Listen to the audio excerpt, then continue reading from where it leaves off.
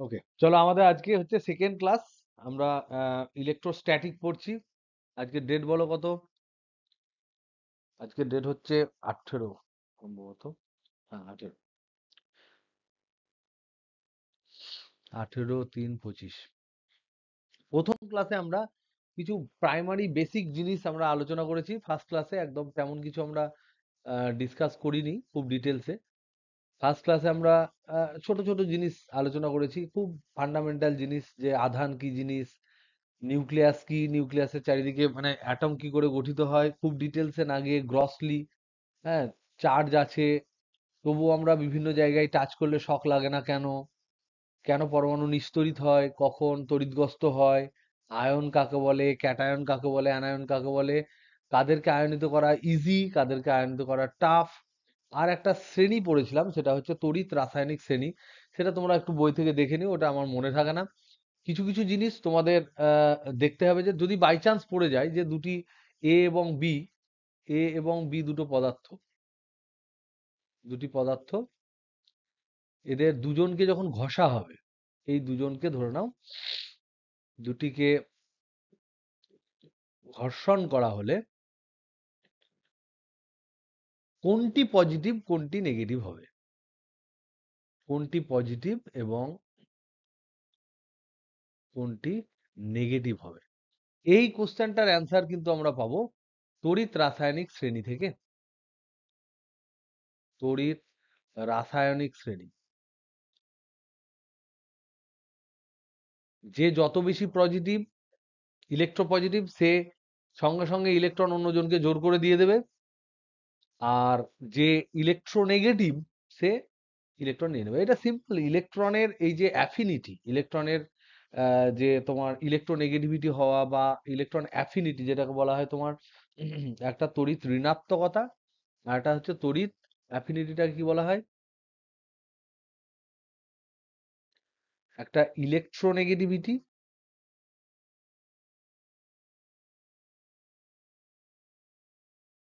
আর একটা হচ্ছে electron affinity, মানে হচ্ছে আসক্তি। একটা তড়িৎ ঋণাত্মকতা, একটা তড়িৎ আসক্তি। এই যে দুটো জিনিস, এর উপর নির্ভর করে যে কে কতটা ইলেকট্রনকে আহ, চাইছে বেশি পরিমাণ। সেটা পর্যায় সারণীর উপর নির্ভর করে। কেমিস্ট্রিতে তোমরা ডিটেলস আলোচনা এগুলো তোমরা পাবে, এবং তার কিছুটা অংশ আমরা আগের দিন আলোচনা করেছিলাম।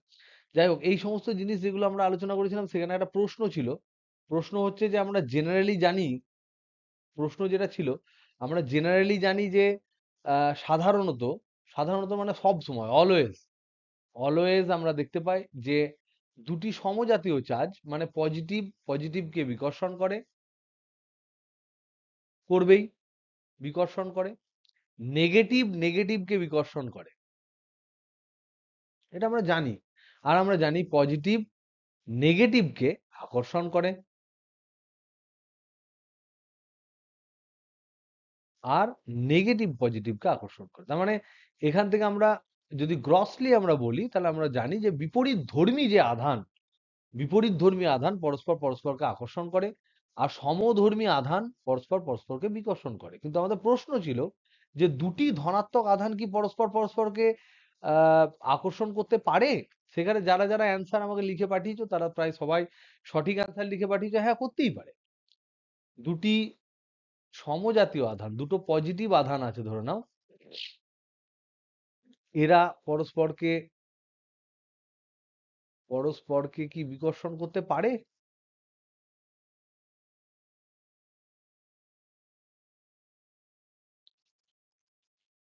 সরি, বিকর্ষণ না, আকর্ষণ। আকর্ষণ করতে পারে, এটা হচ্ছে প্রশ্ন। কারণ আমরা জানি যে দুটো পজিটিভ আধান হলে সাধারণত এরা পরস্পরকে বিকর্ষণ করবে, এটা জেনারেল। আকর্ষণ কি করতে পারে? সেটার অ্যান্সার হচ্ছে ইয়েস, করতেই পারে, করতেই পারে। কি ক্ষেত্রে করতে পারে? যদি একটা বিরাট পজিটিভ হয়, ধরুন একটা বিরাট পজিটিভ আর একটা ছোট নেগেটিভ, ছোট পজিটিভ। এবং এক্ষেত্রে আমরা জানি যে আকর্ষণ বা বিকর্ষণ করার আগে প্রথমে হয় আবেশ। ধরো তোমার কোনো একটা কাউকে ভালো লাগে, তো তাকে তো দেখতে তো তোমাকে হবে, আগে দেখার তো ব্যাপার আছে, সেই যে দেখা সেটাকে বলা হয় আবেশ। সে আবেশটা আকর্ষণ বা কাউকে তোমার বিরক্ত লাগে, ধরো না যে বন্ধুটাকে তোমার সবচেয়ে বেশি ঘেন্না করো, সবচেয়ে বেশি বিরক্ত লাগে, তাকে যদি তুমি না দেখো তাহলে কিন্তু তোমার কিন্তু কোনো রকম কোনো ফিলিংস কিন্তু জাগবে না, না বিরক্তি আসবে না আনন্দ আসবে, ইউ উইল বি নিউট্রাল। কিন্তু যদি তুমি দেখে ফেলো তাহলে তোমার মনের মধ্যে হয় বিকর্ষণ বা আকর্ষণ, একটা কিছু ব্যাপার আসলেও আসতে পারে। এই যে দেখা, তার জন্য কিন্তু একটা টাইম লাগে, সেটাকে বলা হয় আবেশ। এই প্রসেসটাকে বলা হয় আবেশ। ইংরেজিতে এটাকে বলা হয় ইন্ডাকশন।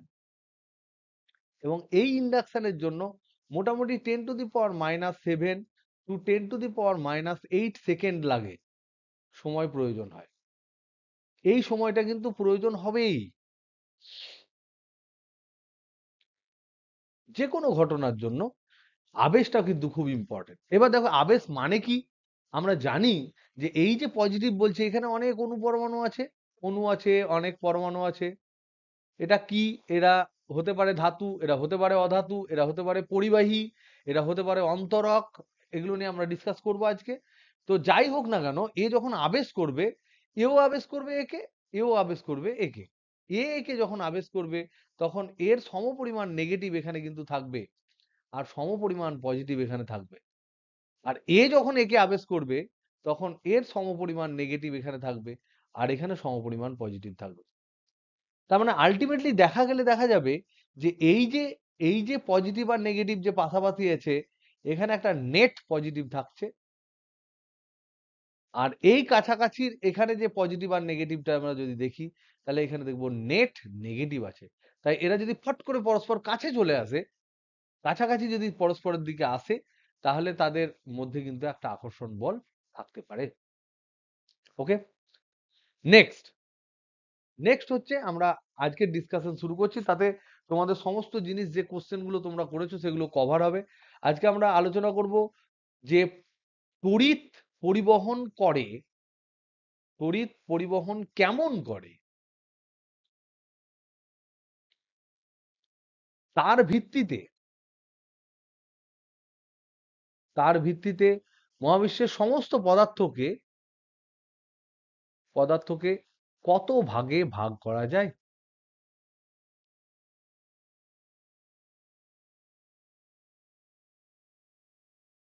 এটা কি তোমরা জানো কত ভাগে ভাগ করা যায়? তড়িৎ পরিবহন করতে পারে, কেমন ভাবে করে, কতটা করে বা পারে না, এই সমস্ত বিষয়ের উপর ভিত্তি করে এই যত ধরনের পদার্থ আমরা মহাবিশ্বে দেখি তাদেরকে কত ভাগে ভাগ করা যায়, এটা নিয়ে আমরা আজকে আলোচনা করব। প্রথম হচ্ছে করে না, তড়িৎ পরিবহন করে না, তাদেরকে আমরা বলি অন্তরক। ইংরেজিতে এটাকে বলা হয় ইনসুলেটর বা কুপরিবাহী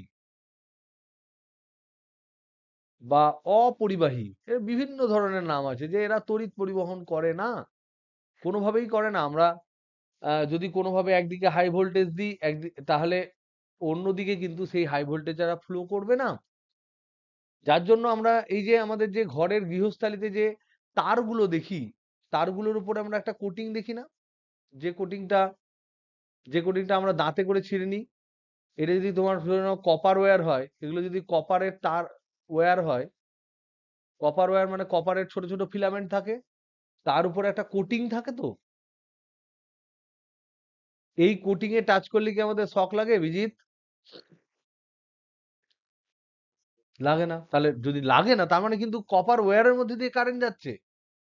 কিন্তু কোটিং এ টাচ করলে বা আমি তারটাকে যখন টাচ করি যাবো, তার মানে এটা হচ্ছে অন্তরক, এটা করে না। নাম্বার 2 হচ্ছে পরিবাহী। এটাকে বলে তোমার কন্ডাক্টর। এরা করে তার কারণ হচ্ছে এদের পৃষ্ঠে মুক্ত ইলেকট্রন থাকে, মুক্ত ইলেকট্রন থাকে।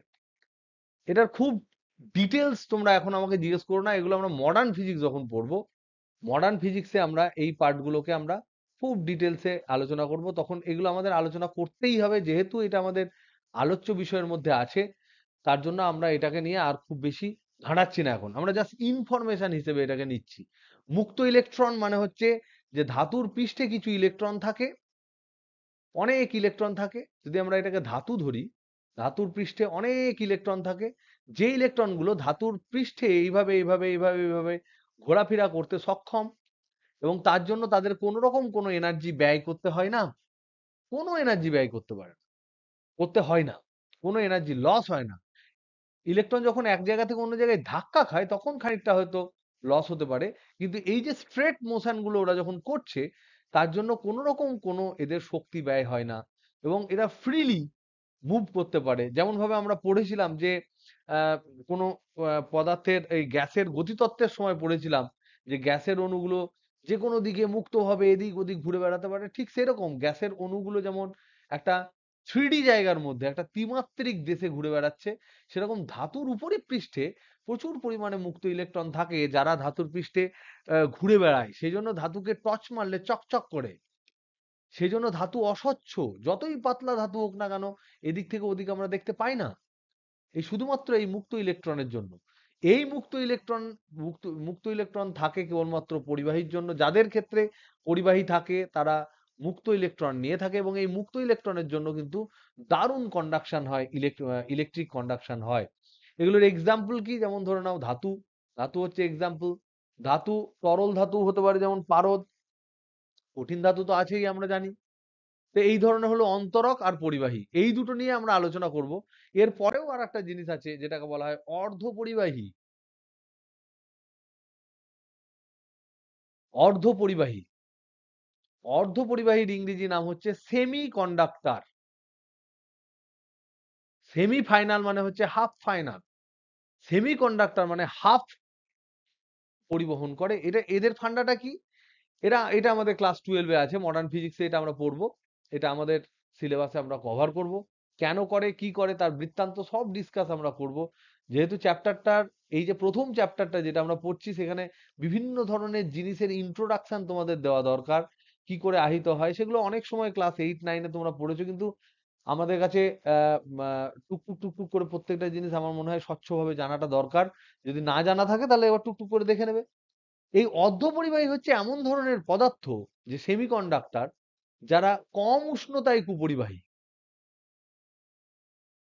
কম উষ্ণতায় কুপরিবাহী। যখন তাপমাত্রা কম তখন কুপরিবাহী, উষ্ণতা বাড়ালে সুপরিবাহী।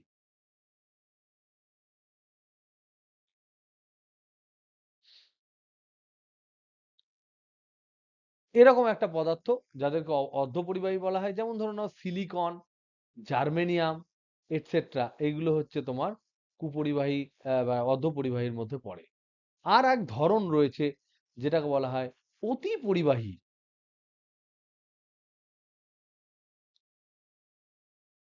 ইংরেজিতে এটাকে বলা হয় সুপার কন্ডাক্টর।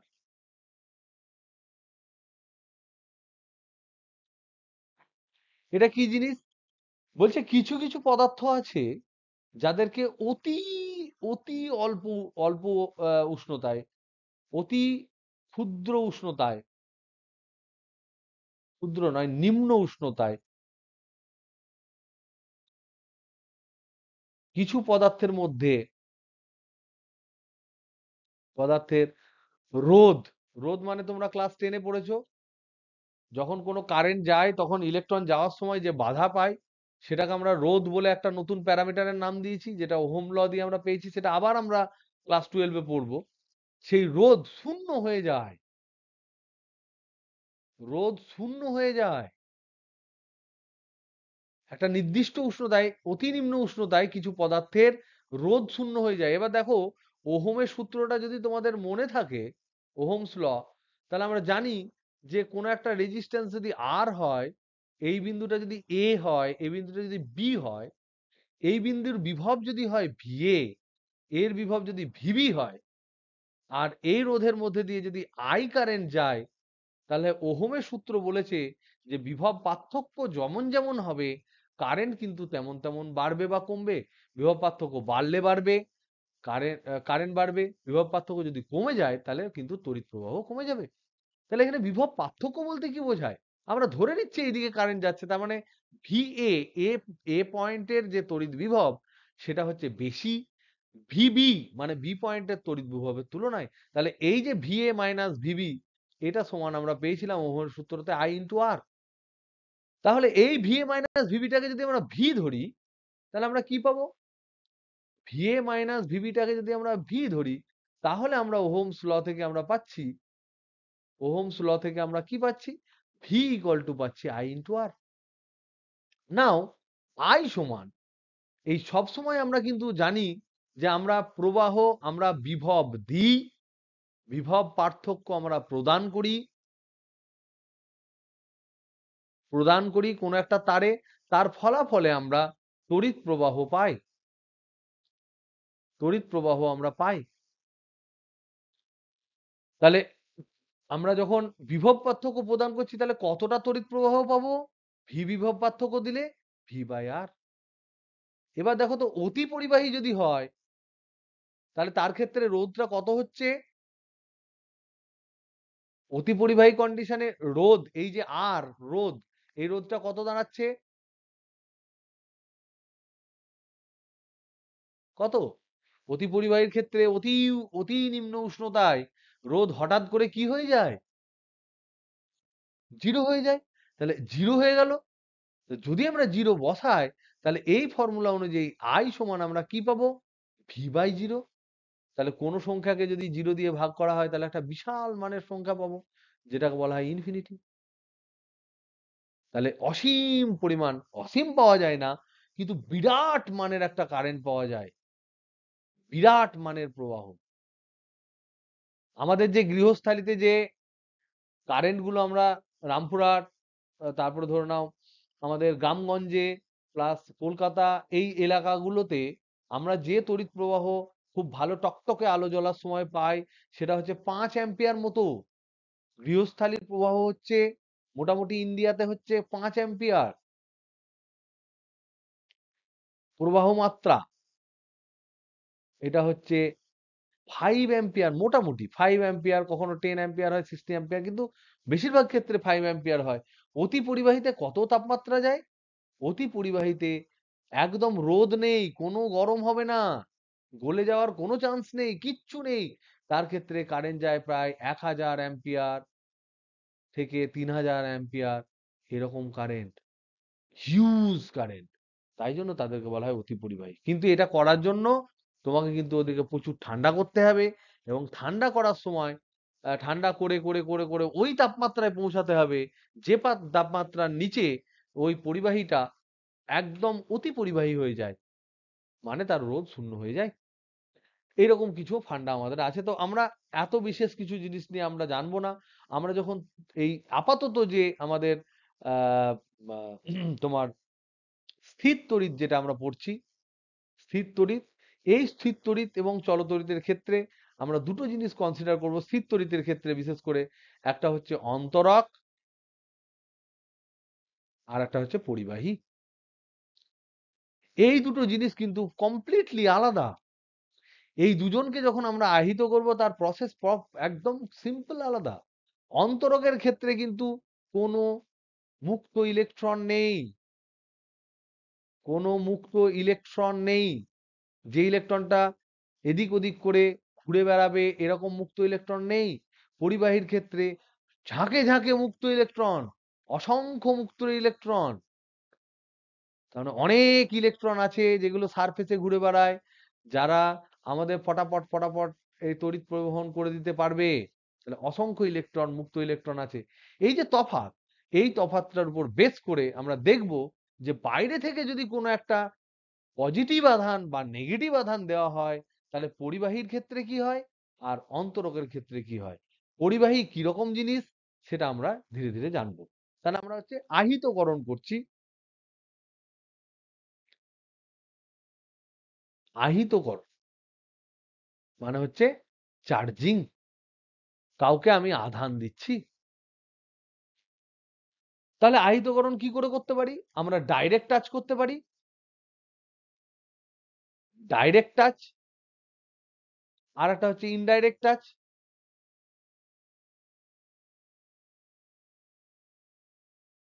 ডাইরেক্ট টাচ মানে কি? ধরে নাও তোমাকে কারেন্টের শক লেগেছে, তোমার বন্ধু পাশে আছে, তাকেও তুমি ধরে নিলে, সেও কাঁপতে লাগলো, ওটা হচ্ছে ডাইরেক্ট টাচ। আর তুমি ধরে নাও প্রকাণ্ড পরিমাণে চার্জ নিয়ে আছো, তোমার বন্ধু দূর থেকে মিটিমিটি হাসছে, তাহলে তার চোখে নাকে মুখে বিপরীতধর্মী আধান যে আবিষ্ট হবে সেটা হচ্ছে ইনডাইরেক্ট টাচ। তাহলে এটা হচ্ছে প্রত্যক্ষ সংযোগ, এটা হচ্ছে প্রত্যক্ষ সংযোগ, আর এইটা হচ্ছে পরোক্ষ সংযোগ। এখানে সংযোগটা হবে, এই যে পরোক্ষ কথাটা বলছি, এখানে বেসিক্যালি অ্যাকচুয়ালি কোনো সংযোগ নেই, এখানে হবে আবেশ, আর এখানে হবে ডাইরেক্ট শেয়ারিং অফ চার্জ,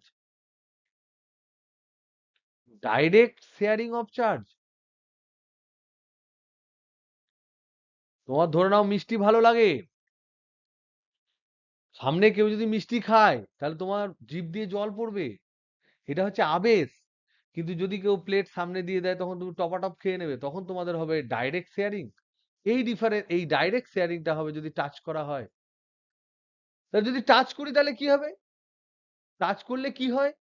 যদি এইটা ধরে নাও পজিটিভ আছে, এ পদার্থ হচ্ছে পজিটিভ, বি পদার্থ ধরে নাও নিউট্রাল, নিউট্রাল মানে নিস্তড়িত, নিস্তড়িত হলে, নিস্তড়িত হলে বিজিত আধান থাকবে কি? এর মধ্যে আধান থাকবে কি নিস্তড়িত হলে? যদি কোনো পদার্থ নিস্তড়িত হয় তার মধ্যে আধান থাকবে কি? এর মধ্যে আধান থাকতেই পারে, কিন্তু এর মধ্যে কোনো মুখ, হ্যাঁ, কোনো পজিটিভ এবং নেগেটিভ সমান থাকবে, এবং এর মধ্যে কোনো মানে তোমার কি বলে ওটাকে, নেট কোনো আধান নেই। এমনি কিন্তু পজিটিভ নেগেটিভ আধান আছে, কিন্তু এর নেট, নেট কথাটা মানে হচ্ছে লব্ধি কোনো আধান কিন্তু এখানে থাকছে না, পজিটিভ নেগেটিভ সমান। তাহলে এইরকম যদি কেস হয় এবং এরা যদি টাচ করে যায়, পরিবাহী দিয়ে টাচ করে দিয়েছে, ধরো কোনো একটা তার দিয়ে আমি টাচ করে দিয়েছি, পরিবাহী দিয়ে টাচ করে দিয়েছি, তাহলে কি হবে? এর ফলে টাচিং এর ফলে আমরা দেখতে পাবো এর মধ্যেও পজিটিভ হবে আর এর মধ্যেও পজিটিভ হয়ে যাবে, ব্ল্যাকটার মধ্যে বি এর মধ্যেও পজিটিভ হবে। তাহলে এর যে আধান আছে সেই আধানটা কিছুটা আধান এদিকে চলে যাবে।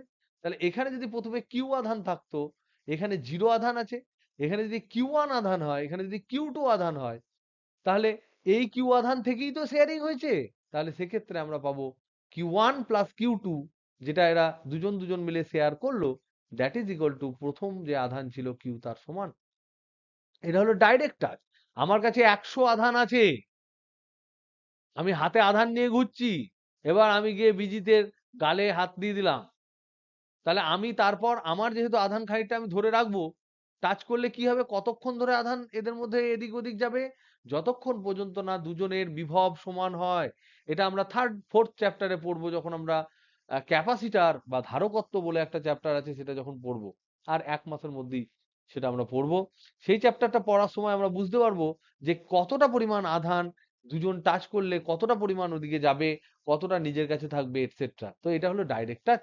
এই চ্যাপ্টারটা আমরা পড়বো, ধারক ধারকত্বে আমরা এই চ্যাপ্টারটা পড়বো। তাহলে ডাইরেক্ট টাচের ব্যাপারটা, গল্পটা আমরা কিন্তু প্রত্যক্ষ সংযোগ যেটা ডাইরেক্ট টাচ, এই ডাইরেক্ট টাচের থিওরিটা যেটা আছে সেটা আমরা পড়বো ধারক ধারকত্ব চ্যাপ্টারে, ধারক এবং ধারকত্ব চ্যাপ্টারে। এখন এই চ্যাপ্টারে আমরা পড়বো ইনডাইরেক্ট টাচ। ইনডাইরেক্ট টাচ মানে পরোক্ষ সংযোগ, তার মানেই হচ্ছে এখানে আবেশ হবে। এই প্রত্যক্ষ সংযোগের ক্ষেত্রে, ডাইরেক্ট টাচের ক্ষেত্রে, তুমি ধাতু হও, অধাতু হও, তুমি পরিবাহী হও, কুপরিবাহী হও, অপরিবাহী হও, it doesn't matter, charge sharing হবেই। আমার লোহার মধ্যে যদি পজিটিভ টাচ চার্জ থাকে, আমাকে যদি টাচ করে দেয়, লোহাও কিছু পরিমাণ আমাকে চার্জ দেবে।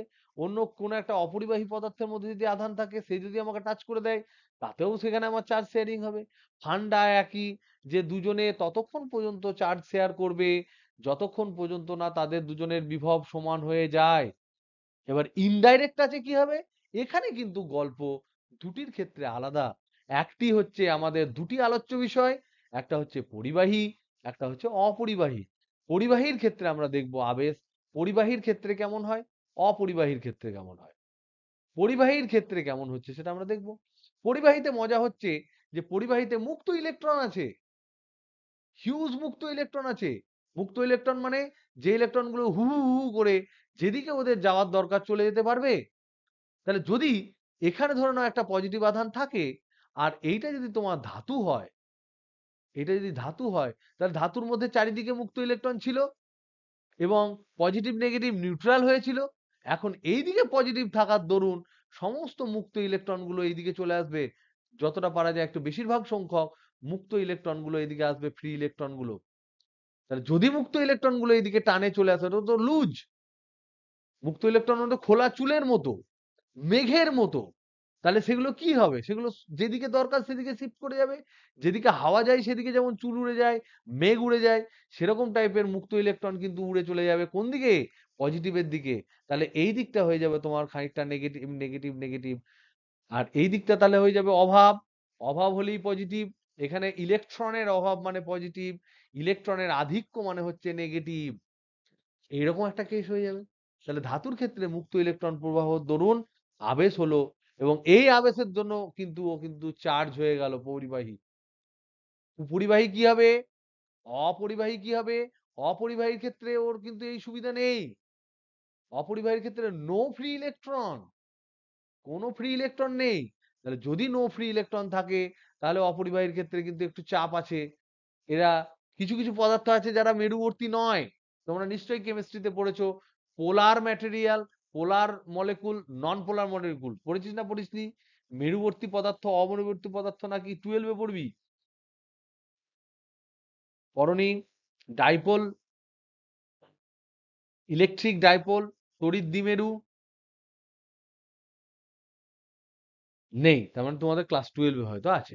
এনিওয়ে আমাদের তো ক্লাস 12ও আছে। হ্যাঁ হ্যাঁ, এই যে H2O, H2O যে গঠন, ও এখানে কি করে অক্সিজেন, এই যে বন্ডে যে ইলেকট্রনটা আছে, অক্সিজেনের ইলেকট্রোনেগেটিভিটি বেশি না হাইড্রোজেনের? অক্সিজেনের। সেখানে বন্ডের ইলেকট্রনটা অক্সিজেন একটু টেনে নিয়ে এটা ডেল্টা নেগেটিভ হয়, এটা ডেল্টা পজিটিভ হয়। আবার এখানেও খানিকটা টেনে নেবে, আর একটা ডেল্টা নেগেটিভ ডেল্টা পজিটিভ হবে। তাহলে এখানে একটা তোমার পোল তৈরি হলো না, ডাইপোল, যার জন্য হাইড্রোজেন বন্ড বা ব্যানানা বন্ড তৈরি হয়। এগুলো তো ওদের পড়ানো হয়নি এগুলো?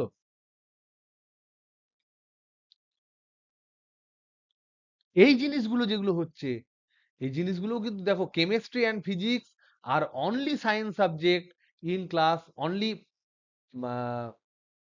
Only basic science subject in class 12। বাদ বাকি কোনোটাই কিন্তু সায়েন্সের সাবজেক্ট নয়।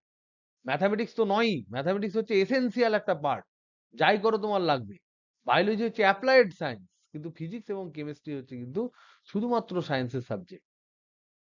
বুঝছো? তার মানে এই দুটো সাবজেক্ট কিন্তু, ফিজিক্স ভালো পারলাম, বুঝলাম, মজা লাগলো, কিন্তু কেমিস্ট্রি হলো না তা কিন্তু চলবে না। Chemistry is also very interesting subject. ভালো করে কিন্তু পড়তে হবে। ওকে, প্রচুর প্রচুর করে পড়ো, বিভিন্ন ইংরেজি অথারের বই পড়ো, এনসিইআরটি পড়ো, হ্যাঁ ভালো করে পড়ো। এনিওয়ে, তো এই ধরনের পদার্থ যারা হয় তাদেরকে বলা হয় পোলার ম্যাটেরিয়াল। পোলার পদার্থ, পোলার অণু মানে মেরুবর্তী অণু, যাদেরকে আমরা এরকম করে আমরা আহিতকরণ করতে পারি। কিন্তু কিছু কিছু পদার্থ আছে যাদেরকে মেরুকরণ করা যাবে না। কার্বন ডাইঅক্সাইড এ কি করে করবে? দুই দিকেই তো অক্সিজেন, এখানে করা যাচ্ছে না। তাই এক্ষেত্রে যদি পোলার হয়, বা যদি বিভব প্রচুর বেশি হয়, পোলার হলে খুব সুন্দর হবে। এটা হচ্ছে অমেরুবর্তী, অমেরুবর্তী কার্বন ডাইঅক্সাইড। মিথেন অমেরুবর্তী, CCl4, এগুলো হচ্ছে অমেরুবর্তী পদার্থ। এনিওয়ে, তো এই ধরনের পদার্থকে কিন্তু করাটা একটু ডিফিকাল্ট, তবুও খানিকটা হলেও হবে। এর ক্ষেত্রে কি হবে অপরিবাহীর ক্ষেত্রে? এই যে এখানে যদি পজিটিভ আনি, আর এখানে যে পদার্থটা আছে তার মধ্যেও তো অনেক পরমাণু থাকবে, তার মধ্যেও তো অনেক অণু থাকবে, এখানে তো অণু থাকবে নিউট্রাল। সেই যে অণুগুলো রয়েছে তার মধ্যে যে ইলেকট্রন গুলো থাকবে, সেই ইলেকট্রন গুলো তোমার একটু একটু করে এইদিকে শিফট করে আসবে, আর পজিটিভ আয়ন কোডটা এদিকে থেকে যাবে। ইলেকট্রন গুলো বাম দিকে শিফট করে আসবে, ইলেকট্রন গুলো বাম দিকে শিফট করে আসবে, এরকম। কারণ ইলেকট্রনই একমাত্র যে মেঘের মতো করে থাকে, বিভিন্ন অরবিটে ঘোরে। এবং অ্যাকচুয়ালি অ্যাকচুয়ালি যদি আমরা ডিটেলসে দেখি, তোমরা পরমাণুর গঠন নিশ্চয় পড়েছো, যে ওরা কক্ষে ঘোরে, ঠিক কথায়, কিন্তু যদি দেখা যায় আরো ডিটেলসে, তাহলে দেখা যাবে যে ইলেকট্রন কিন্তু বিভিন্ন অরবাইটালে ঘোরে। অরবাইটাল মানে কক্ষক। কক্ষকের সংজ্ঞা কি? কক্ষক হচ্ছে নিউক্লিয়াসের চারিদিকে সেই ত্রিমাত্রিক অঞ্চল যেখানে ইলেকট্রন পাওয়ার সম্ভাবনা সর্বাধিক, তাকে বলা হয় অরবাইটাল। সেই অরবাইটাল গুলো বিভিন্ন ধরনের হয়। কিরকম? এস হয়, এস হচ্ছে গোলাকার। পি হয় ডাম্বেল, নাকি? পি কিরকম হয়? Single dumbbell. S P D হচ্ছে ডাবল ডাম্বেল, এরকম হয়তো, নাকি ভুলভাল বলছি? তো এইগুলো সব 3D এরিয়া। তো ওগুলো মেঘের মতো করে থাকে, ইলেকট্রন ক্লাউডের মতো করে থাকে। সেই ইলেকট্রন কিন্তু মুভ করতে পারে। তাহলে এই যে টোটাল জিনিসটাকে যদি আমরা দেখি, তাহলে দেখবো এই জায়গাগুলোর যে এই ধারে দেখবো খানিকটা নেগেটিভ আছে, খানিকটা করে নেগেটিভ আছে, আর এই ধারে দেখবো খানিকটা পজিটিভ আছে। তাহলে এইটা হলো পোলারাইজেশন। তার দুটো কিন্তু আলাদা। এই যে পদ্ধতি, এইটাকে বলা হয় পোলারাইজেশন। এবং সুমিয়া, তুমি যেটা জিজ্ঞেস করেছিলে সেটা হচ্ছে এইটা, এটাকে বলছে সম সমবর্তন। সমবর্তন মানে পোলারাইজ হয়ে গেল, আহিত হয়ে গেল। তাহলে দুটো হলো আলাদা। একটা পরিবাহী, অপরিবাহী হলো আলাদা। এবার এই পরিবাহীর ক্ষেত্রে আমরা যদি একটু ডিটেলসে দেখি, তাহলে কি পাবো? পরিবাহীর কিন্তু কিছু স্পেশাল প্রপার্টি আছে।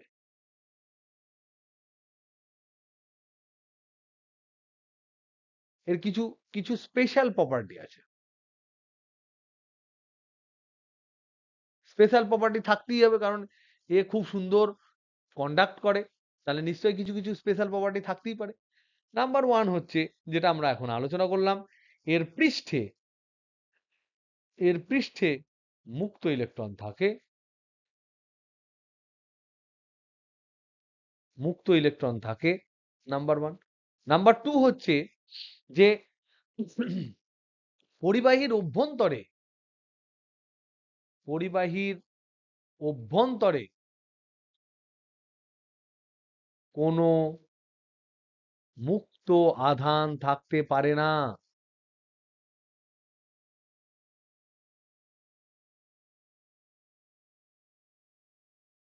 পারে না। এটারও আমরা কারণ পরে জানতে পারবো ধীরে ধীরে।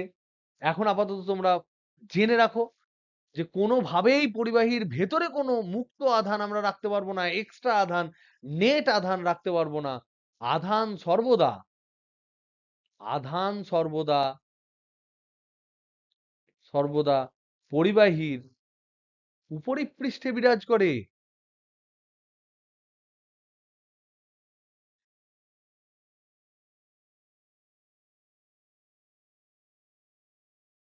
খুব ইম্পর্টেন্ট প্রপার্টি। এই প্রপার্টি গুলো একটু তোমাদের কিন্তু দিলসে নিতে হবে, কারণ এর উপর ডিপেন্ড করে আমরা এমন এমন প্রবলেম সলভ করব আর মাসখানেকের মধ্যে, যেগুলো দেখলে তোমরা জয়েন্ট এন্ট্রান্স এর প্রবলেম জাস্ট ফু মেরে উড়িয়ে দেবে।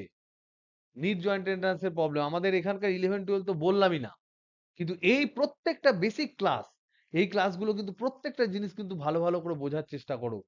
তাহলে যদি আমরা এখানে যদি দেখি এটা একটা পরিবাহী, এটা যদি পরিবাহী আমরা দেখি, তাহলে আমরা ডেফিনেটলি বলতে পারি, যদি আমি এখানে ভিতরেও যদি একটা পজিটিভ আধান দিয়ে দিই, কিছু পজিটিভ আধান, in no second, in no time, সঙ্গে সঙ্গে এটা ফট করে চারিদিকে ছড়িয়ে যাবে। নিয়ে কি হবে? এই আধানটা কিন্তু উপরিপৃষ্ঠে চলে আসবে। এরকম চলে আসবে। বিজ্ঞানী বায়ো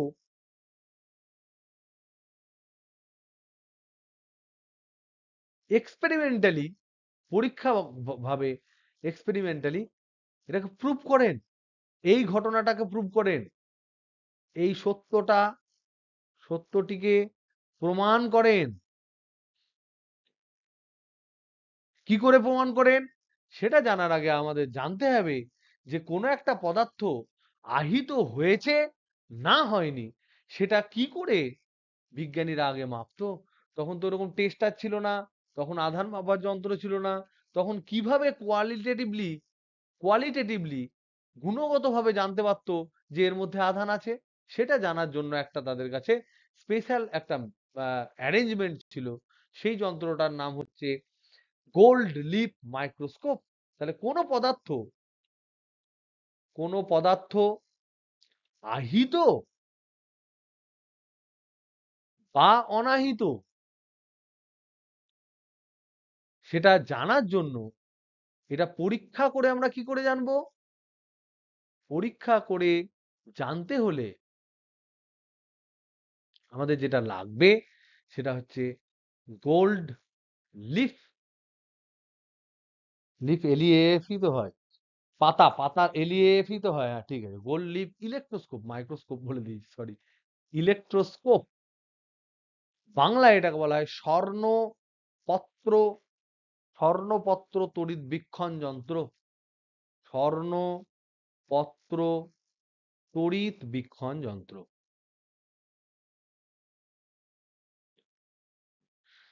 এটা নিশ্চয়ই তোমরা ক্লাস 8 ফেইটে পড়েছো কিনা জানি না, হয়তো অনেক সময় থাকে। এটা কি অ্যারেঞ্জমেন্ট থাকে? প্রথমত হচ্ছে আমি আগে ছবিটা আঁকি। এরকম একটা বায়ুশূন্য একটা চেম্বার থাকে।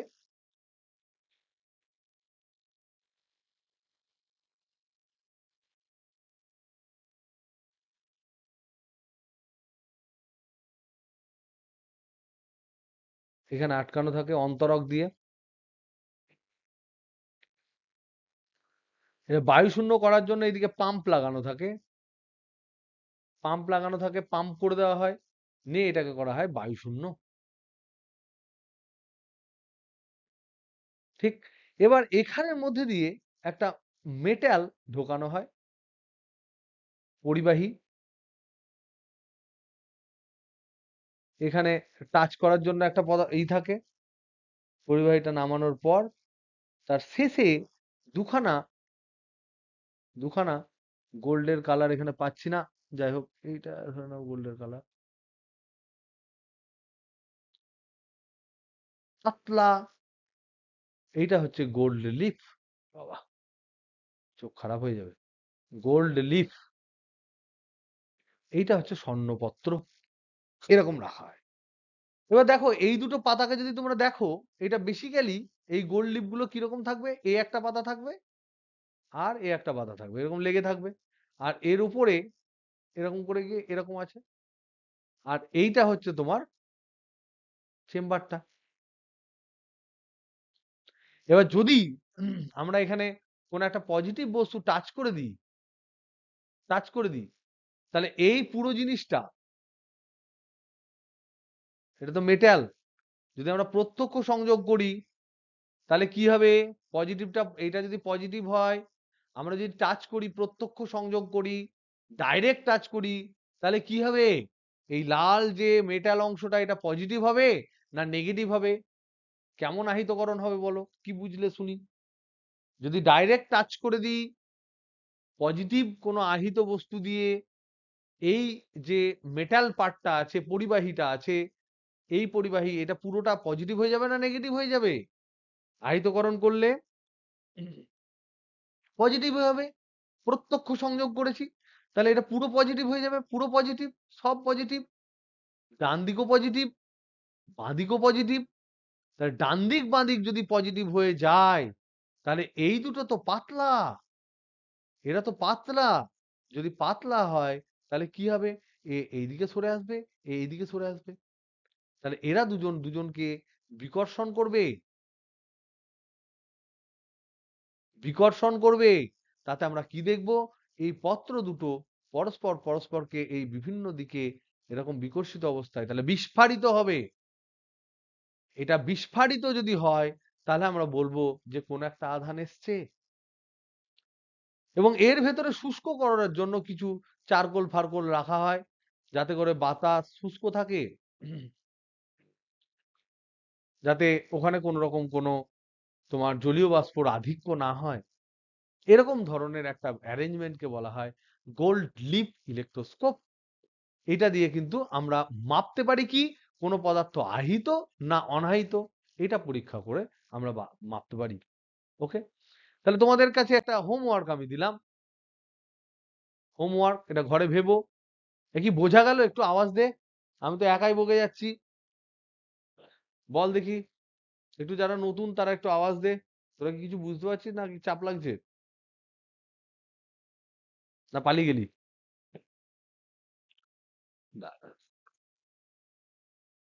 সে যদি বলছিস, বুঝতে পেরেছিস? আর একটা আর আমাদের আরেকজন অনির্বাণ। অনির্বাণ বলছিস নাকি? অনির্বাণ নয়, আহ, মন্ডল বাবু। মন্ডল বাবু বলছি। আর একজন আহ দেবার্ঘ মন্ডল আছে। দেবার্ঘ, বুঝতে পেরেছিস? আমাদের কুরুঙ্গাম ব্রাদার, বুঝতে পেরেছিস? তোর নামটা কি? শুভ, হ্যাঁ, ভুলে গেছিলাম। কিছুদিন টাইম লাগবে, মনে থাকবে, তারপর চালাতে চালাতে আরো আমার মনে পড়ে যাবে, ব্রেনে হিট করবে। তখন বারবার তোদের বিরক্ত লাগবে যে এই যেমন এখন বিজিতকে ধরেছি, বিজিত মাঝে মাঝে কান বন্ধ করে নেয়, শুধু কিছু হলেই শুধু স্যার শুধু বিজিত বিজিত করে নাকি? বিজিত, যাই হোমওয়ার্ক হচ্ছে, ধরে নাও কেমন, বলো, কি বলছো, কি বলছো? বায়ু শূন্য, বায়ু, না, বায়ু শূন্য করে নেওয়া মানেই যে তোর প্রেসারটা শূন্য হয়ে যাবে, তাহলে তো ওই যে টাইট করে এখানে বেঁধে দিয়েছি আমরা কক দিয়ে, এখানে যেমন, এটা ধর, ধর আমরা নিলাম একটা কাচের পাত্র, কাচের পাত্র, তাহলে এমন আমরা বায়ু শূন্য করবো না যে বায়ু বাতাস একদমই থাকবে না, প্রেসারটা অনেকটা কমিয়ে দেবো। তা না হলে বেঁকে যাবে, বেঁকে যাবে, তাহলে আমরা অতটাও ভ্যাকিউম করবো না, কিন্তু মোটামুটি ধর যতটা হলে কাচের পাত্রটা কাচের পাত্র থাকে। এবং এটা কেন করা হয়? কেন করা হয় তার কারণ হচ্ছে যে বাতাস যদি থাকে, তাহলে ও ওই যে স্বর্ণবীক্ষণের যে বিস্ফারণটা, এই ধর এরকম আছে তো নর্মাল, এটা ধর বাতাস, বাতাস যদি থাকে অনুপস্থিতিতে, বাতাসের অনুপস্থিতিতে এতটা হলো, বাতাসের অনুপস্থিতিতে ভালো বোঝা যায় আর কি, অনুপস্থিতিতে এতটা হলো, উপস্থিতিতে দেখা যাবে এতটা হবে, তুই ঠিক বুঝতে পারবি না যে সত্যি আছে না নাই, উপস্থিতিতে এতটা পাবি। তার মানে এখানে যে অ্যাঙ্গেলটা হবে থিটা 1, এখানে যে অ্যাঙ্গেলটা হবে theta 2, theta 2 will be less than theta 1। তাই এমন বায়ু শূন্য নয় যে আমরা দাঁত কিটিমিটি করে বায়ু শূন্য করবো, ওরকম বায়ু শূন্য পৃথিবীতে কোথাও পাওয়া যায় না। আমরা যে ধর বিভিন্ন যন্ত্রপন্ত্র বানাই, অ্যাক্সিলারেটর ফ্যাক্সিলারেটর বানাই, সেখানে বায়ু শূন্য হচ্ছে, আমাদের কিরকম বায়ু শূন্য করি, সেখানে আমাদের বায়ু শূন্য হচ্ছে 10⁻⁶ এরকম, এরকম অর্ডার। আমরা জানি যে বায়ু, আমাদের যে সাধারণ যে বাতাসের চাপ, সেটা কত কতবার হয়? সাধারণ বাতাসের চাপ সমুদ্রপৃষ্ঠে, ভূপৃষ্ঠে, ভূপৃষ্ঠে বায়ুচাপ কত? 1 বার, 1.013 বার হয় না? কি রে, ভুলে গেলে হবে না, 1 বার। তাহলে 1 বার মানে কত মিলিবার? 1 বার মানে হচ্ছে 1000 মিলিবার। তো আমরা বাতাস কমিয়ে কমিয়ে কমিয়ে কমিয়ে গিয়ে সেটাকে কত করি? 10⁻⁻⁶, 10⁻⁻⁷, 10⁻⁻⁹, এইরকম মিলিবার করি। তাতে তো আমাদের কিন্তু সবকিছু বেঁকে টেকে যায় না। যদি আমরা লোহার টিউব রাখি, কাঁচের টিউব রাখতে পারি আমরা, কাঁচ বিভিন্ন ধরনের কাঁচ হয় যেগুলো শক্ত হয়, সেগুলো আমরা রাখতেই পারি। আর এখানে কক দিয়ে আটকানো থাকবে, যাতে করে এটা নিস্তড়িত হয়, যাতে করে ইলেকট্রিক কানেকশনটা এদিক ওদিক না চলে যায়। বোঝা গেল? তো তোমাদের এখানে হোমওয়ার্ক, তোমরা ভাববে 1 নাম্বার হচ্ছে, নাম্বার 1 হচ্ছে কেন সোনার পাত? কেন সোনার পাত তো নয়, সোনার পত্র, 1 নাম্বার। 2 নাম্বার হচ্ছে যে আহ, এই যন্ত্র দিয়ে কি, এই যন্ত্র দিয়ে কি দুটি বিপরীত ভাবে আহিত, ভাবে আহিত বস্তুর আধান সম্পর্কে, বস্তুর আধান সম্পর্কে আইডিয়া পাওয়া যাবে?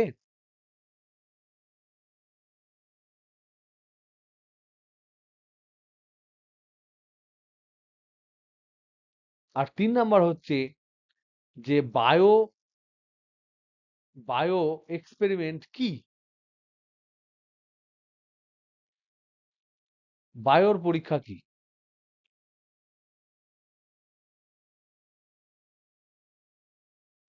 এটা তোমরা একটু বই থেকে দেখো। আমি একটু বলে দিচ্ছি, কি করলো? ও করেছে কি, প্রথমে বায়ো এক্সপেরিমেন্টটা হালকা করে বলে দিই।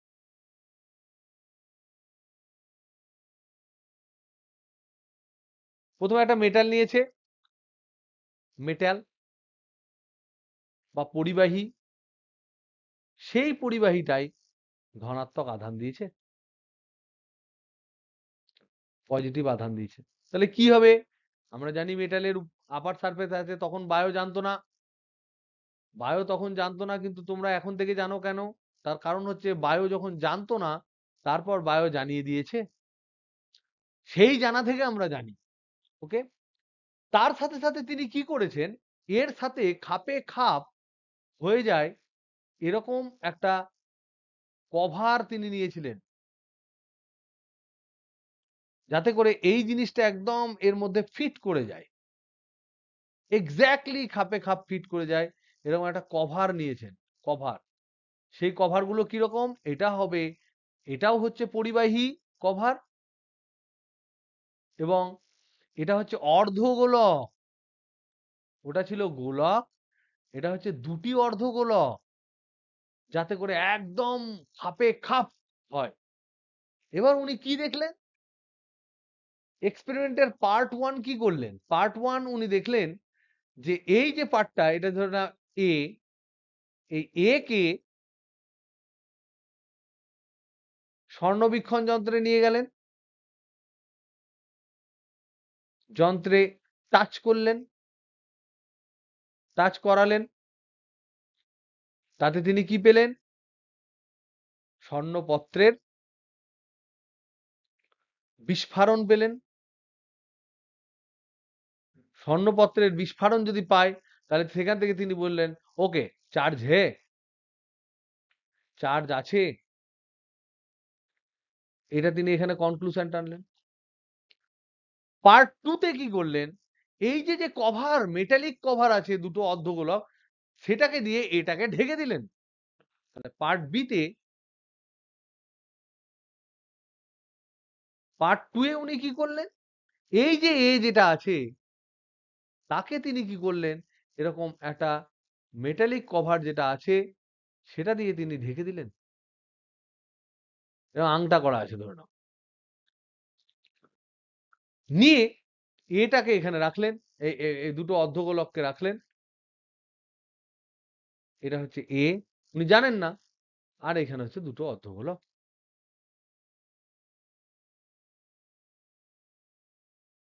আংটা আছে এরকম। এবার করলেন কি, এইটাকে, তাহলে এইটাকে হচ্ছে যে এ কে কভার করে এমন দুটি অর্ধগোলককে, গোলক দিয়ে একে ঢেকে দিলেন টাচ করে।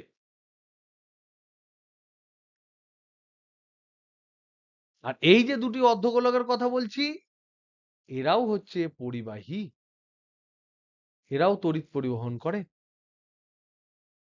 নিয়ে এবার এই একে একবার স্বর্ণবীক্ষণে দিলেন, স্বর্ণবীক্ষণ যন্ত্রে,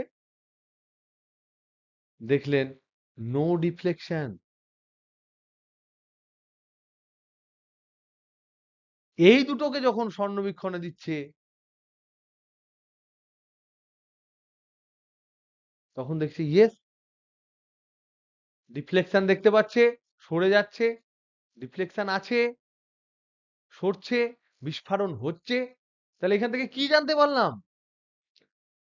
এখান থেকে কি জানতে পারলাম? যখন এ তে চার্জ ছিল, তখন এর বহিঃপৃষ্ঠে ছিল। এখন এ কে কভার করেছে কোন একটা মেটালিক কভার। যেই না মাত্র মেটালিক কভার ওকে কভার করে দিয়েছে, সেই মাত্র আধানটা এর সারফেসে না থেকে, যেই মেটাল কন্টাক্ট পেলো, ও ফট করে এখান থেকে এখানে বাইরে বেরিয়ে চলে এলো আধানটা, সঙ্গে সঙ্গে বাইরে বেরিয়ে চলে এলো আধানটা। তার ফলে এতে আর কোনো আধান থাকলো না, কারণ এ একবার পরিবাহীর ভিতরে ঢুকে গেছে টাচ করা। তাহলে কোনোভাবেই কিন্তু আর থাকতে পারলো না। তাহলে এ হয়ে গেল আনচার্জড, আর বি যেটা আছে সেটা হয়ে গেল চার্জড। যেটা বাইরে আছে সেটা হয়ে গেল চার্জ। তার মানে আধান সর্বদা পরিবাহীর বহিঃপৃষ্ঠে থাকে, তার এটা প্রমাণ। এটাকে একটু গুছিয়ে তোমরা একটু মানে লেখার দরকার নেই, একটু লিখে রেখো এক জায়গায় যে বায়ো নামক একজন লোক কিন্তু এই ধরনের এক্সপেরিমেন্ট করেছেন।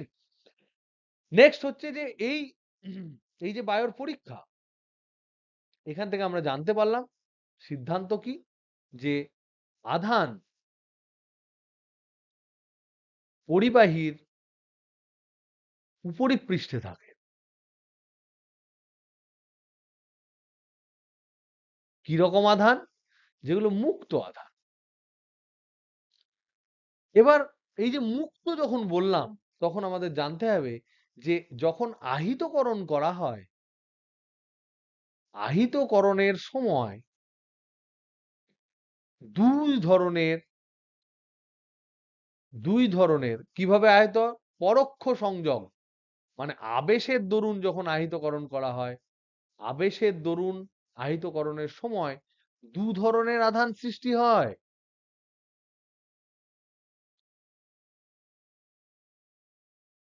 একটাকে বলছে বদ্ধ আধান, আর একটা বলছে মুক্ত আধান। বদ্ধ আধানের ইংরেজি নাম হচ্ছে বাউন্ড চার্জ।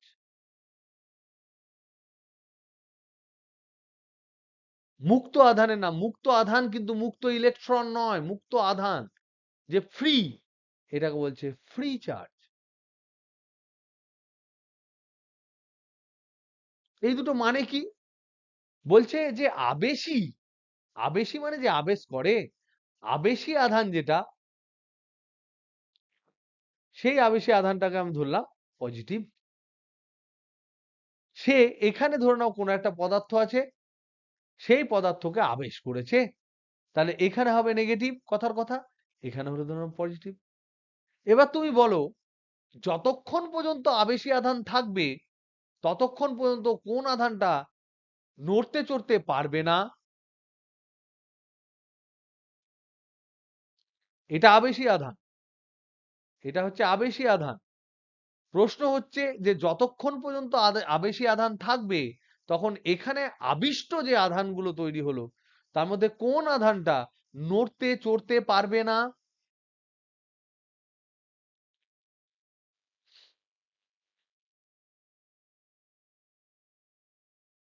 কোনটা বল?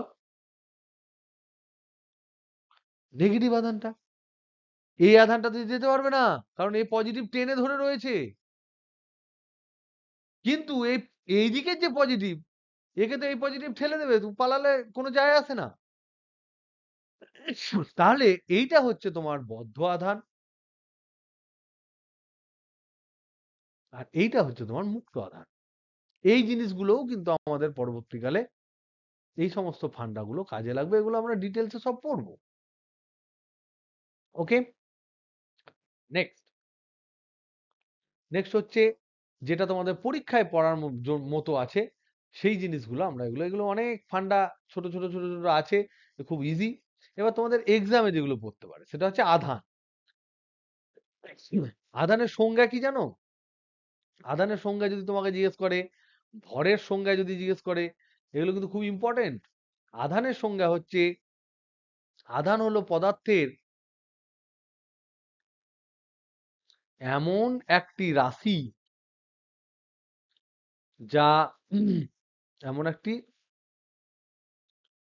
উপাদান, এমন একটি উপাদান যা স্থির করে যে পদার্থটি তার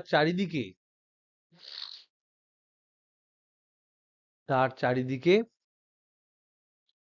কেমন তড়িৎ ক্ষেত্র তৈরি করবে। এটা হচ্ছে আধানের সংজ্ঞা। ভরের সংজ্ঞা কি জানো? ভরের অ্যাকচুয়াল সংজ্ঞা কি জানো?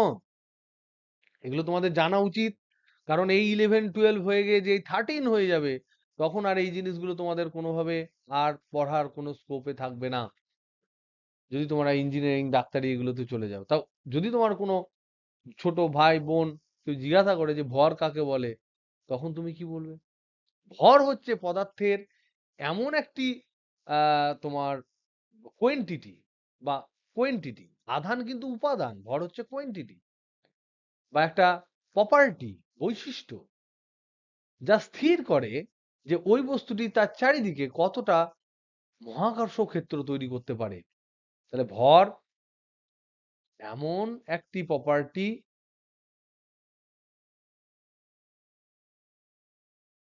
যা স্থির করে পদার্থটি তার চারিদিকে কতটা মহাকর্ষ ক্ষেত্র, মহাকর্ষ যেহেতু তোমাদের পড়া হয়ে গেছে বুঝতেই পারছো, মহাকর্ষ ক্ষেত্র সৃষ্টি করতে পারবে।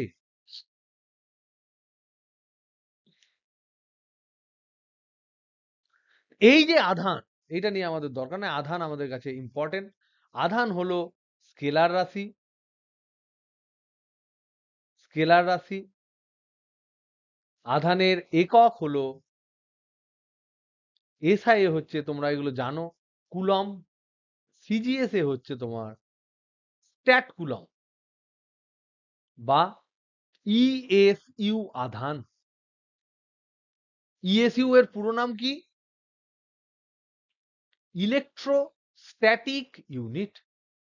Electrostatic unit.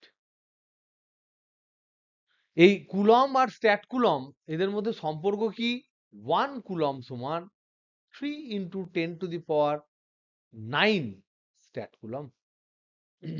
আবার দেখে নি, ঠিকই আছে, স্টিল একবার দেখে নি, ঠিক। ওকে, এই আধানের মাত্রা, আধানের মাত্রা হচ্ছে I ইন্টু টি। ওকে, এবার হচ্ছে আধানের তলমাত্রিক ঘনত্ব।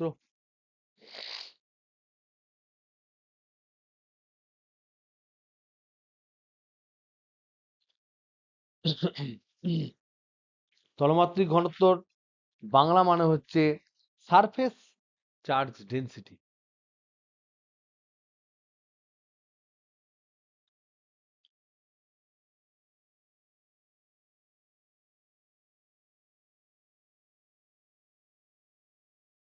এটা কিছুই না, আমরা জানি এটা বেশিরভাগ ক্ষেত্রে আলোচনা করা হয় সারফেস তলমাত্রিক ঘনত্ব যখন বারবার বলছি।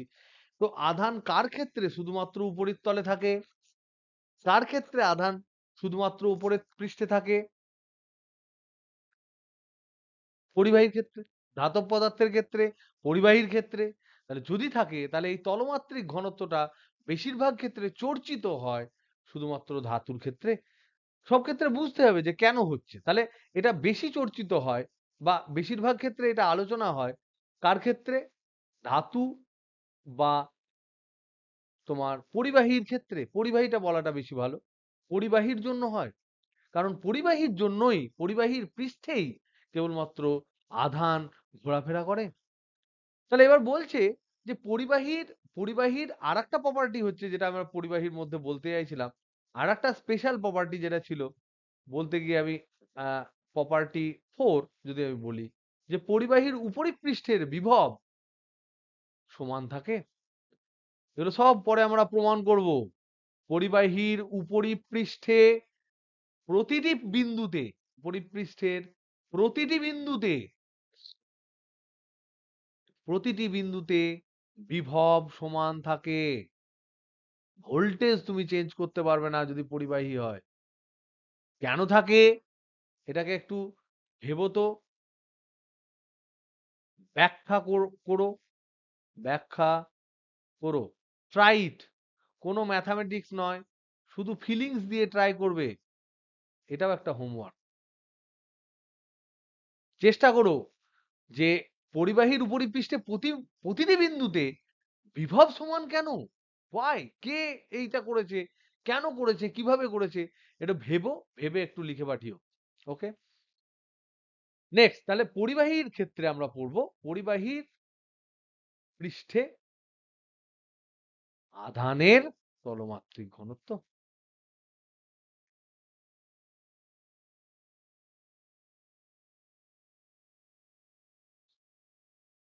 এটা কি?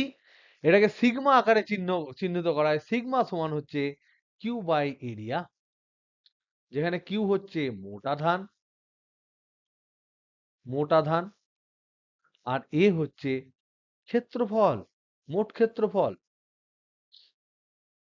তাহলে একক একক আয়তনে একক ক্ষেত্রফলে যতটুকু আধান, তাহলে সিগমা মানে হচ্ছে একক ক্ষেত্রফলে থাকা আধান, একক ক্ষেত্রফলে থাকা আধান।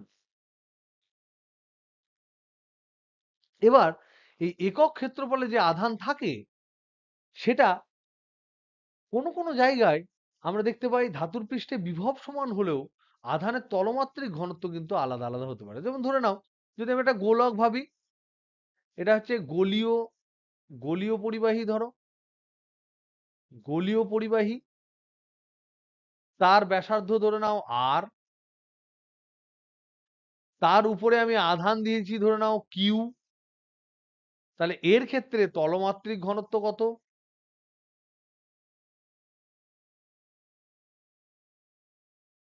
সিগমা সমান কত হবে বলো?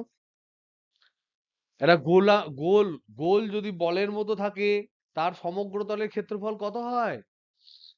আর যদি ব্যাসার্ধ হয়, তার বক্রতলের ক্ষেত্রফল কত হয় গোলকের?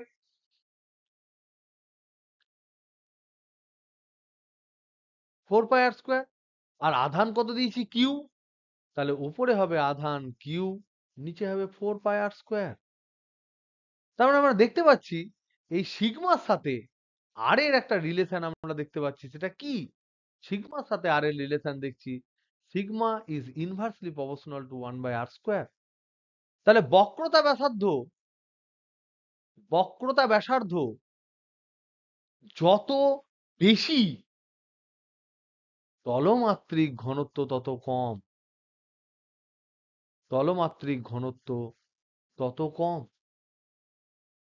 আর বক্রতা ব্যাসার্ধ যত কম, তলমাত্রিক ঘনত্ব তত বেশি।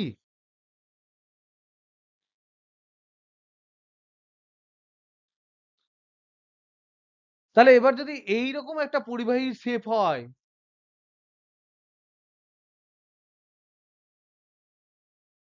এরকম ধরে নাও পরিবাহীর শেপ, তাহলে কোন কোন জায়গায়, এটা ধরে নাও পরিবাহী একটা, তাতে আমি আধান দিয়েছি, এখানে ধরে নাও সব জায়গায় আমি আধান দিয়ে দিয়েছি, এখানে চার্জ দিয়ে দিয়েছি, পজিটিভ চার্জ আছে সব জায়গায়। তাহলে কোন জায়গায় আধান বেশি ঘন ঘন ঘন ঘন ঘন ঘন হয়ে জমবে? কোন কোন জায়গায় বলো তো দেখি? কোন জায়গাটায় সবচেয়ে ঘন ঘন জমবে? ধরো এই এজ গুলোর নাম দিলাম, এ, বি, সি, ডি, ই। কোনগুলোতে বলো? তুমি বলছো কোথায়? প্রশ্ন হচ্ছে কোথায় তলমাত্রিক ঘনত্ব বেশি, কোথায় সিগমা বেশি? এখানে অ্যান্সারে তোমরা বললে যে এই পয়েন্টগুলোতে, এ, বি, সি, ডি, ই তে। বলতে ভাল লাগলো। এবার আমি জিজ্ঞেস করবো হোয়াই, কেন?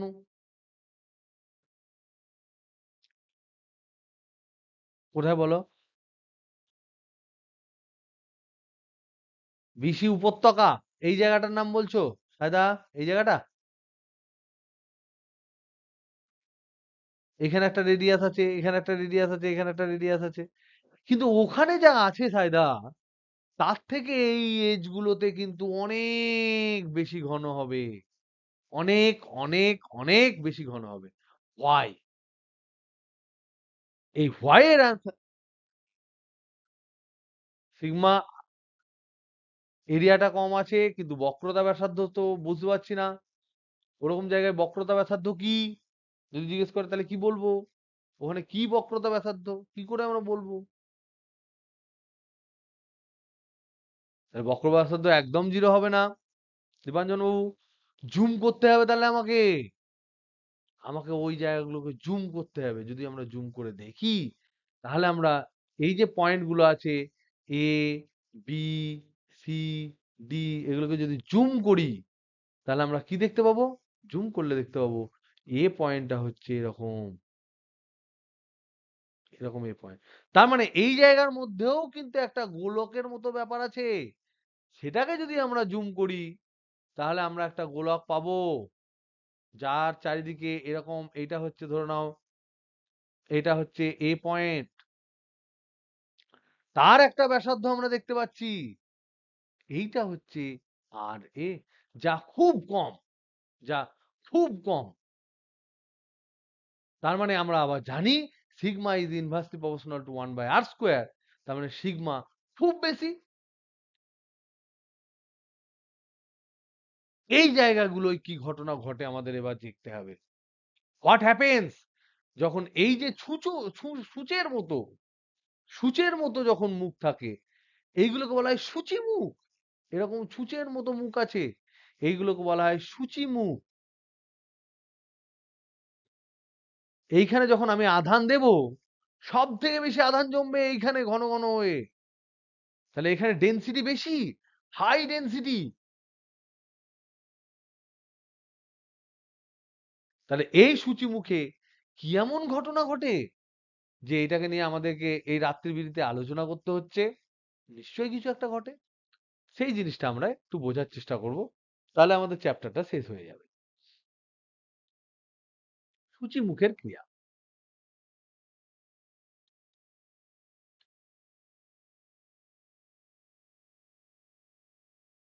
ধরে নাও এরকম একটা সূচি মুখ আছে। তাহলে আমরা দেখতে পাচ্ছি এই যে জায়গাটা, এখানে প্রচুর আধান ঘনত্ব থাকবে। এখানে আধান ঘনত্ব হিউজ। কেমন? তলমাত্রিক ঘনত্ব, তলমাত্রিক আধান ঘনত্ব যেটা সিগমা হিউজ। তার ফলে কি হবে? তার ফলে যেটা হবে, এখানে যে বাতাস আছে, পাশে তো বাতাস আছে, বাতাসে তো কিছু অণু আছে। এই অণুগুলো কি থাকবে? নাইট্রোজেন অণু, হাইড্রোজেন অণু, অক্সিজেন অণু, বাতাস, ধুলো, বালি, এই সমস্ত বিভিন্ন জিনিস থাকবে। বাতাসে যা যা থাকে তাই তাই থাকবে। তখন এখানে অক্সিজেন আসবে, এর সাথে কাছাকাছি আসবে। যে অক্সিজেনটা এসছে, সেই অক্সিজেনটাকে যদি আমরা দেখি, তাহলে দেখতে পাবো অক্সিজেনের মধ্যেও কিন্তু একটা নিউক্লিয়াস আছে, আর তার চারিদিকে ইলেকট্রন ঘুরছে, ইলেকট্রন ঘুরছে। তাহলে এই যে অক্সিজেন অণু এখানে এলো, তার কি অবস্থা হবে? তার যে অবস্থাটা হবে, এখানে অক্সিজেন অণুর এই দিকটা হবে পজিটিভ, আর এই দিকটা হবে নেগেটিভ। এবার এরকম কেসে এর চারিদিকে কি হবে?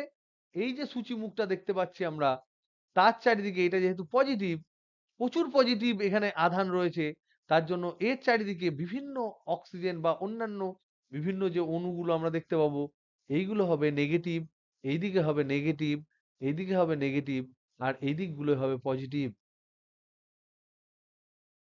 এবার এর যদি প্রচুর পরিমাণে আধান হয়, তখন এই কি করবে? এই ইলেকট্রনটাকে এখানে নিয়ে নেবে, ক্যাপচার করে নেবে। এখান থেকে ইলেকট্রন ক্যাপচার করে নেবে।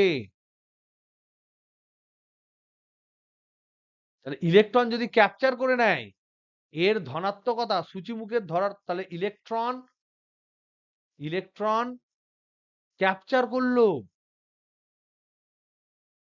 ইলেকট্রন যদি ক্যাপচার করে নেয়, তাহলে সূচিমুখের তড়িৎ ধনাত্মকতা কমবে না বাড়বে?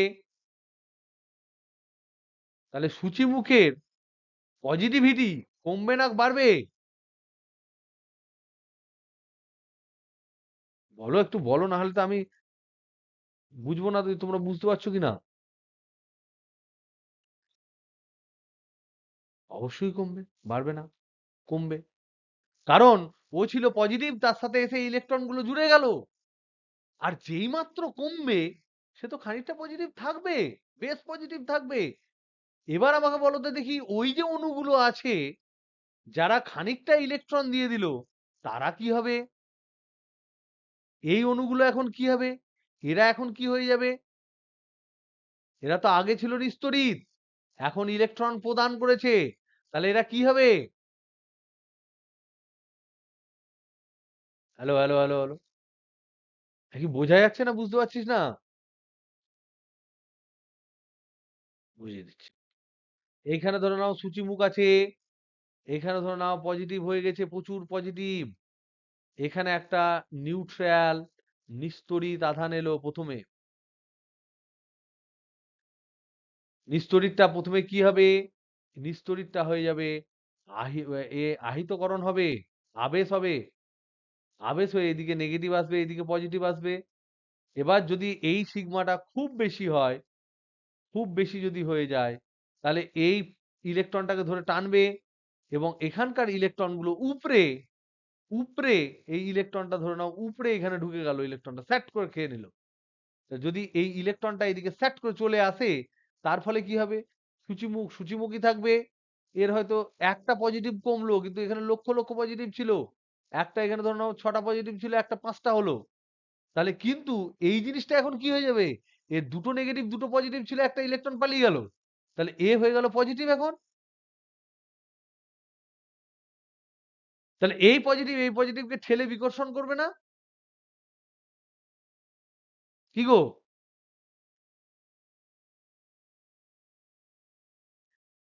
এরকম কি একটা থাকবে? অনেক থাকবে। এরকম পর পর পজিটিভ হবে আর বিকর্ষণ হবে, পজিটিভ হবে আর বিকর্ষণ হবে। আর এই দিক দিয়ে আরো অণু আসবে, এদিক দিয়ে অণু আসবে, নিস্তড়িত অণুগুলো এই দিক দিয়ে ঢুকবে, নিস্তড়িত অণুগুলো এইদিকে ঢুকবে, নিস্তড়িত অণুগুলো এই দিক দিয়ে ঢুকবে, এখানে আসবে, আহিতকরণ হবে, ইলেকট্রন ত্যাগ করবে। এই যে ইলেকট্রন ত্যাগ করে এর ভোল্টেজ যে কমে যাচ্ছে, এই কমে যাবে, তার ফলে পজিটিভ হবে। এই পজিটিভ হলে এইদিকে যাবে। এই প্রসেসের জন্য একটা উইন্ড তৈরি হবে, একটা উইন্ড তৈরি হবে। এই উইন্ডটাকে বলা হয় ইলেকট্রিক উইন্ড। এটাকে বলা হয় ইলেকট্রিক উইন্ড। তাহলে ঘটনাগুলো কি কি হলো? দুটো জিনিস হয় সূচিমুখের ক্রিয়ায়, দুটো জিনিস হয়। একটা হচ্ছে সূচিমুখের নিজের যে আধান ঘনত্ব সেটা কমে যায়, নিজের বিভব কমে যায়, নিজের আধান কমে যায়। সে যদি পজিটিভ হয় তাহলে পজিটিভিটি কমে যায়, নেগেটিভ যদি হয়ে থাকতো নেগেটিভিটি কমে যায়। এই ঘটনাটাকে বলা হয় ইলেকট্রিক ডিসচার্জ। কারণ ও ছিল আহিত, চার্জ নিয়েছিল, তার চার্জ কমে যাচ্ছে, তার জন্য বলা হয় ইলেকট্রিক ডিসচার্জ হচ্ছে। আর তার সাথে সাথে কি হচ্ছে? তার সাথে সাথে একটা হাওয়া তৈরি হচ্ছে, ফুরফুরে হাওয়া তৈরি হচ্ছে। যে হাওয়াতে, যে হাওয়াতে কি হচ্ছে? ধনাত্মক আধান বিপরীতধর্মী, যে তোমার সূচিমুখ যদি পজিটিভ হয় তাহলে পজিটিভ আধান বেরিয়ে যাবে, সূচিমুখ যদি নেগেটিভ হয় তাহলে নেগেটিভ আধান হবে। দেখি তো নেগেটিভ হলে কি হয়? ধরে নাও সূচিমুখ নেগেটিভ, তাহলে এখানে ঋণাত্মক আধান। ঋণাত্মক আধান মানে ইলেকট্রন, প্রচুর ইলেকট্রন, প্রচুর এক্সট্রা ইলেকট্রন এখানে আছে। এখানে ধরো নিউট্রাল অ্যাটম এলো, নিউট্রাল অ্যাটম এলো বা মলেকুল এলো। অ্যাটম মানে পরমাণু, মলেকুল মানে অণু। স্টেপ 2 তে কি হবে? স্টেপ 2 তে হবে এ একটা ইলেকট্রন একে দিয়ে দেবে জোর করে, কারণ এর প্রচুর ইলেকট্রন, এ নিউট্রাল। তার ফলে কি হবে? এর খানিকটা নেগেটিভিটি কমলো আর এ হয়ে গেল নেগেটিভ। তারপরে তাহলে এর কি হলো? এর আধান কমলো, যা ওর আধান ছিল সেটা কমলো। এই যে আধান কমলো, এই প্রসেসটাকে বলা হয় তড়িৎ মোক্ষণ। তড়িৎ মোক্ষণ, ইংরেজিতে এটাকে বলা হয় ইলেকট্রিক ডিসচার্জ। Electric discharge. ছিল আমার আধান, সেটাকে আমি বলছি চার্জ। আধান আমার কমছে, তাকে আমরা বলবো ডিসচার্জ। কমছে কেন? কারণ যেখানে এজ আছে, যেখানে এজ আছে সেখানে কিন্তু ইলেকট্রনের ডেনসিটিটা বেশি।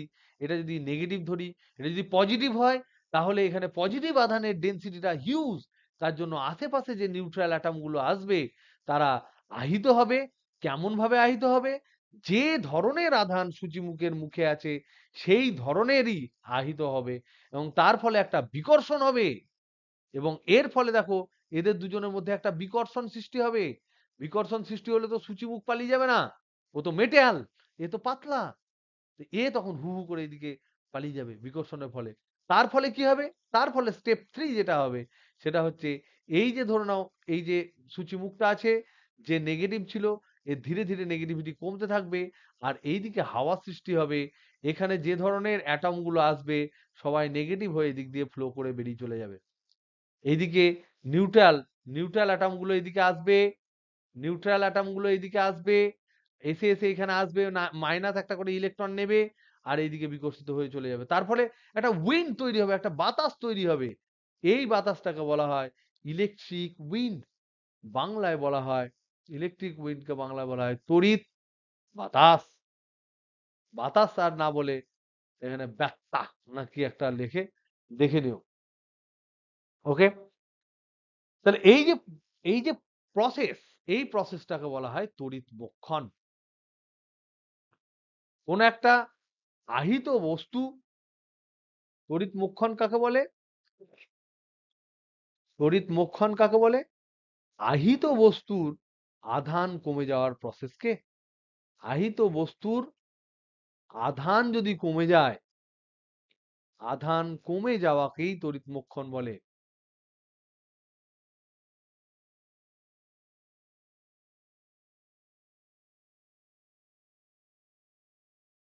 তাহলে আমরা এখানে কি দেখলাম? সূচিমুখের ক্ষেত্রে, সূচিমুখের ক্ষেত্রে দুটি ক্রিয়া হয়। নাম্বার ওয়ান হচ্ছে তড়িৎ মোক্ষণ হয়। কার তড়িৎ মোক্ষণ হয়? সূচিমুখের তড়িৎ মোক্ষণ হয়। আর ২ নাম্বার হচ্ছে ওখানে হচ্ছে ইলেকট্রিক উইন্ড বা তড়িৎ বাতাস সৃষ্টি হয়। এই দুটো কাজ কিন্তু সূচিমুখের ক্রিয়ায় হয়। এবং এই ক্রিয়ার উপর বেস করে আমরা ব্যাখ্যা করতে পারি যে আমরা বজ্র নিরোধক যেগুলো আমরা রাখি সেটা কিভাবে কাজ করে। আমি হালকা আজকে ১-২ লাইন ১-২ মিনিট বলবো, কারণ আজকে অলরেডি অনেকটা টাইম আমি নিয়ে নিয়েছি। আর এটা আমাদের নেক্সট অফলাইন ক্লাসে আমরা ডিটেলস ডিসকাশন করব। সেটা হচ্ছে কি? এটা হচ্ছে যে বজ্র নিরোধক, বজ্র নিবারক বা বজ্র বহ।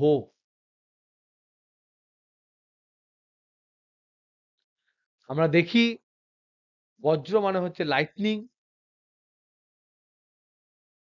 এই যে লাইটনিং গুলো যেগুলো হয় এটা বেসিক্যালি কি? যদি তোমাকে জিজ্ঞেস করে বজ্র কি, এই বজ্র কি? বাজ। এই বাজটা কি? বাজ খুব খতরনাক জিনিস স্যার, এই ডেঞ্জারাস জিনিস। এরকম বলা যাবে না। তোমরা বিজ্ঞানের ছাত্র, তোমরা সাহিত্যের স্টুডেন্ট হলে তোমরা বলতে যে আকাশের মধ্যে হঠাৎ করে জ্বলে ওঠা লাল আভা দিয়ে একটা অমুক জিনিস যা মানুষের জীবনকে ছারখার করে দিতে পারে, এরকম বলতে পারতো তোমরা যদি সাহিত্যের স্টুডেন্ট হতে। কিন্তু আমরা বিজ্ঞানের স্টুডেন্ট, আমাদেরকে এক্স্যাক্টলি বলতে হবে যে বাজ কি। সেটা জানার আগে আমাদের জানতে হবে মেঘ কি। আমাদের জানতে হবে, বুঝতে হবে মেঘে কি থাকে, মেঘের কলিশনের ফলে কি ধরনের আধান হয়। তাহলে তোমাদের মনে আমি প্রশ্নগুলো জাগিয়ে রাখছি। প্রথম হচ্ছে বাজ কি, এটা আমরা জানবো। তার আগে আমরা জানবো মেঘে আধান থাকে কি? অবশ্যই থাকে, মেঘে আধান থাকে। কেন থাকে?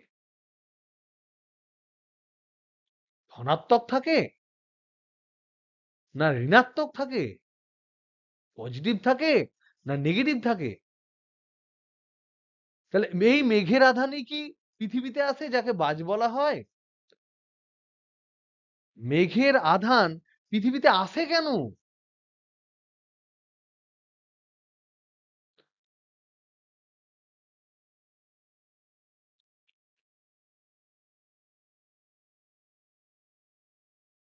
কেন আসে? এটা আমাদের জানতে হবে। এবং যদি আসে তাহলে তাকে কি আমি আটকাতে পারবো? আটকানোর কি উপায় আছে? যে সে পড়বে না এমন কি হতে পারে? সেটা হচ্ছে অ্যান্সার হচ্ছে না। কিন্তু সেটাকে আমি আমার বাড়িতে না ফেলে পাশের বাড়িতে ফেলে দিতে পারি। বা আমার বাড়িতে যদি বাই চান্স পড়ে তাহলে আমার বাড়িকে আমি সেফগার্ড করতে পারি। তাহলে এই যে আমরা উঁচু বিল্ডিং যেগুলো হয়, বড় উঁচু বিল্ডিং যেগুলো আছে তোমাদের, এই ধরনের বড় বিল্ডিং যাদের উঁচু বিল্ডিং আছে, সেই উঁচু বিল্ডিং এর একদম শীর্ষে দেখবে একটা মেটালিক একটা থাকে যেটা একদম মাটিতে গাঁথা থাকে। তার মধ্যে এরকম করা থাকে। এর কাজ কি? এইটাকে বলা হয়, এটাকে বজ্রবহ বলে, বজ্র নিবারক বলে। এর দুখানা নাম। আমাদের যেমন মা বাবা অনেকগুলো নাম রাখে, কিন্তু সমস্ত নামের যে অর্থ, সেই অর্থ আমরা বহন করি না। কিন্তু বেশিরভাগ ক্ষেত্রেই আমরা বহন করি না। কিন্তু এক্ষেত্রে বজ্রবহ এবং বজ্র নিবারক এই দুটো কথা কিন্তু একদম আলাদা। তোমাদের এগুলো কিন্তু খুব ক্লিয়ারলি জানা উচিত। আমি জানি যে এই যে প্রথম চ্যাপ্টারটা যেটা আমরা পড়লাম সেখান থেকে হয়তো একটাও কোশ্চেন পড়বে না। কিন্তু বাজ্যের এই যে কেসটা কি সেটা যদি ক্লিয়ারলি না জানো তাহলে কিন্তু অনেক জিনিস কম জানা হয়ে যায়। তাহলে বজ্র নিবারক বা বজ্র বহ, প্রথমত হচ্ছে চাইবে এই যে আধান সরে চলে যাক, আধান সরে চলে যাক, এটা চাইবে। আর বজ্র বহ ওই একই জিনিস, কিন্তু এ চাইবে প্রথমে আধানকে ঠেলে ফেলে দিতে। আর সেকেন্ড হচ্ছে বজ্র বহ যখন যদি পড়ে যায়, যদি পড়ে আধান চলে আসে, যদি বাই চান্স আধান চলে এলে তা বহন করে পৃথিবীতে নিয়ে চলে আসে, তাহলে বাড়িটা বেঁচে যাবে।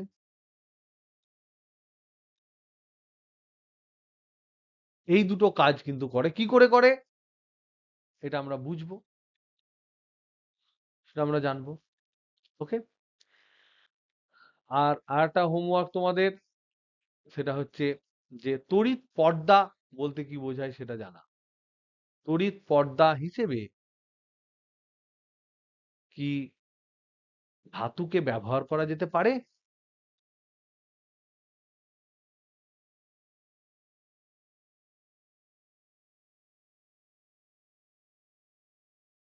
কিভাবে? এটার হিন্স হচ্ছে, এটার হিন্স হচ্ছে যে ধাতুর ক্ষেত্রে আধান পরিপৃষ্ঠে থাকে, উপরিপৃষ্ঠে থাকে ধাতুর ক্ষেত্রে, নাম্বার ওয়ান।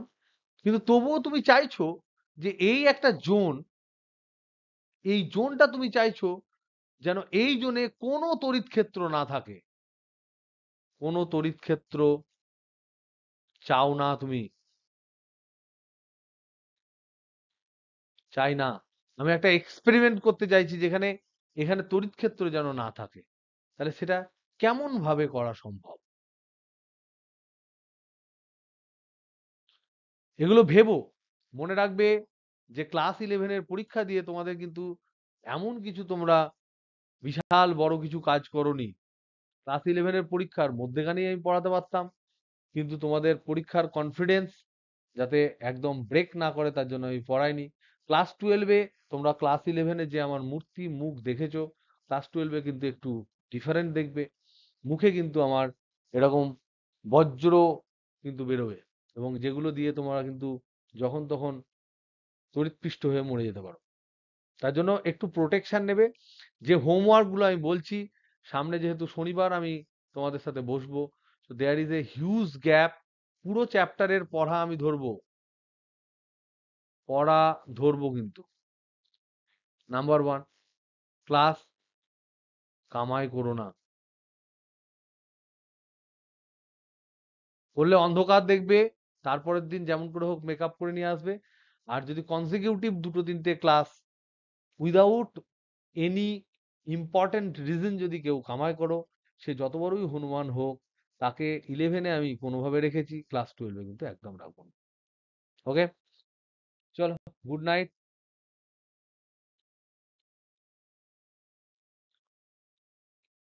বাই।